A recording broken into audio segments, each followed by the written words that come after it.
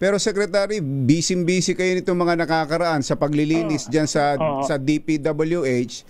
Paano ho diyan? Hindi ho ba hindi kayo nahihirapang gumalaw diyan habang kayo'y naglilinis sa DPWH? Wala po tayong choice, ka Jerry, ka Tunying, no? So, tuloy-tuloy lang tayo. Pero kailangan tuloy-tuloy din naman itong investigasyon, no? Kaya masaya po tayo. May bago na tayong team na pumasok. At least meron na po tayong katulong dito sa DPWH. Tuloy-tuloy po lahat ng trabaho. Hindi po pwedeng tumigil yan. Pero ako po, syempre, personally, kailangan nakatutok po tayo ngayon dito sa mga nangyari na sa mga nakaraang araw, no? Itong bagyo sa Masbate. Bagyo, tas Lindol. Ito pong Lindol ngayon, no? Sa Masbate naman po, ang priority natin doon, yung mga classroom, no? Mahigit 1,000 mga classroom yung nasira dyan. So, ang iba pa dyan, evacuation center ng mga kababayan natin. So, kailangan mabilis din po nating maayos yan. Puro barako pala yung mga kasama nyo, Secretary, na pinanumpa kahapon, Bisnar, Kalima.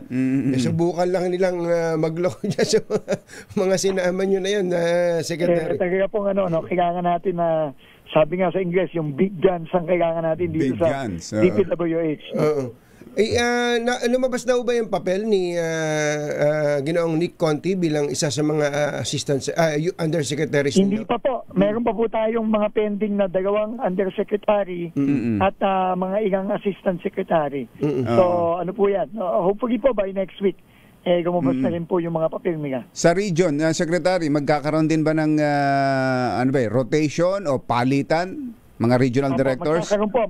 Mag-a-announce po tayo at sa mga susunod na araw ng mga changes. Tuloy-tuloy pa rin po yan, pero kagaya nga na sinabi ng Pangulo, kailangan nakafocus muna tayo dito sa mga kababayan natin sa Cebu at sa mga ibang lugar na tinamaan itong mga bagyo. At magdasal din po tayo sa ating mga kababayan, sa ating lahat, no? Alam niyo naman, itong bagyong Paulo, may padating na naman na bagyo. So, sana naman po, i-spare na huwag naman po masyadong malakas sana ito.